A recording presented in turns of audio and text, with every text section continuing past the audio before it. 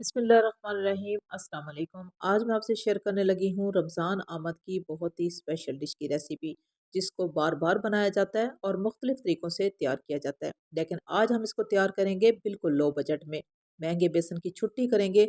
घर में पड़े हुए आटे से हम लेंगे 1 चम्मच आटा और ढेर सारी फुल्कियाँ बना लेंगे। इसके लिए हमने लिया है एक खुले मुंह का बाउल और उसमें हम डालने लगे हैं 1 चम्मच भर के आटा।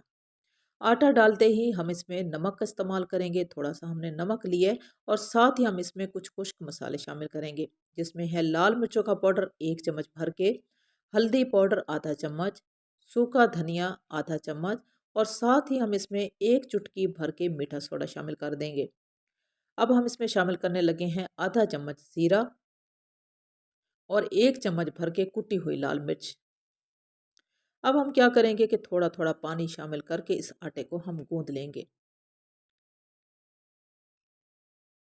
आटे को इसी तरह ही गूँधना है, इसी तरीके से ही बैटर तैयार करना है, जिस तरीके से हम बेसन का आटा फुल्कियाँ या फुलियाँ बनाने के लिए तैयार करते हैं।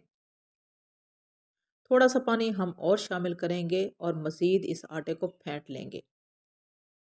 बस इतना ही हमें पानी चाहिए और मज़ीद हमने पानी शामिल नहीं करना। इसी आटे को हमने बार-बार फेंट लेना है ताकि ये फ्लफ़ी हो जाए।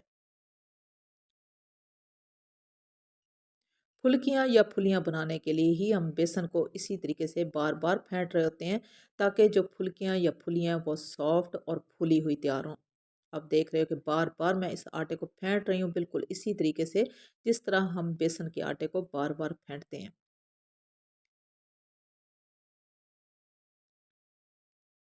अच्छे तरीके से फेंट लेंगे। फेंटने के बाद हम 10 मिनट के लिए ढाँप के रख देंगे, ताकि ये जो आटा है ये फूल जाए और फुल्कियाँ बहुत ही मज़ेदार किस्म की तैयार हों। ऑयल को हमने तेज़ गरम कर लिया है और तेज़ गरम ऑयल में हम इसी तरह ही छोटी-छोटी फुल्कियाँ जो हैं शामिल कर देंगे, जिस तरह के हम बेसन की फुल्कियाँ तैयार करते हैं।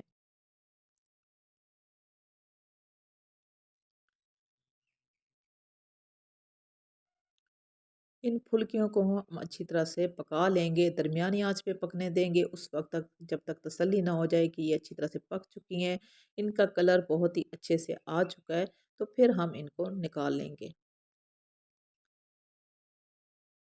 दरमियानी आँच पे फुल्कियाँ बहुत अच्छे तरीके से तैयार हो रही हैं। कलर भी आप देख सकते हो कि कलर चेंज हो चुका है और बिल्कुल बेसन वाली शेप में कलर आ चुका है।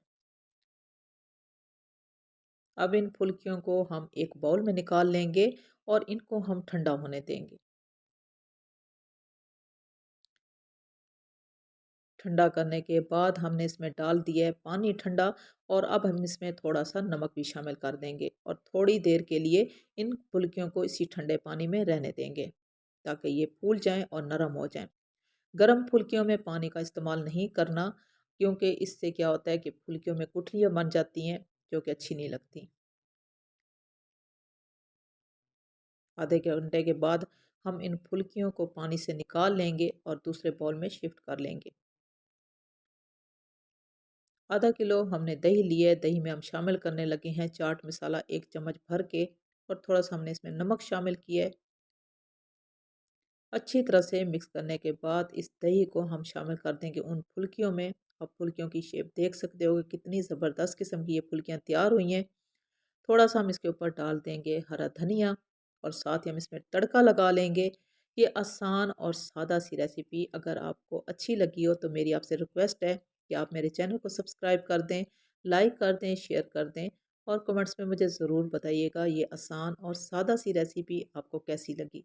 अल्लाह हाफ़िज़।